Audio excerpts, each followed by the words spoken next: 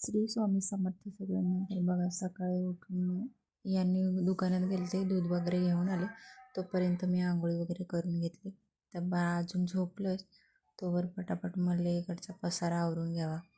त्याला आधी म्हणलं 2 ग्लास पाणी प्यावं. 2 ग्लास पाणी पिलं आणि त्याच्यानंतर हे ना पटापट इकडचं आवरायचं होतं. छकुली झोपली तिथेवर मला तिचं खाऊ वगैरे करून ठेवायचं होतं. यांचा नाश्ता वगैरे झाला नव्हता ना, त्याच्यामुळं मग नाश्ता काय पोहे शिरा वगैरे असंच राहतं आमचं दररोजचं. दुसरं काय बनवत नाही. दुसरा टाईम पण भेटत नाही. एवढं बनवता बाळ उठतं, मग त्याला घेतच होतं.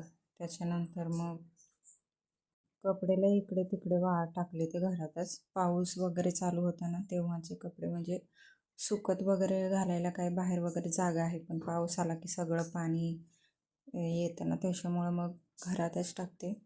पाऊस नसला की मग बाहेर टाकते. सकाळची भाजी आणायला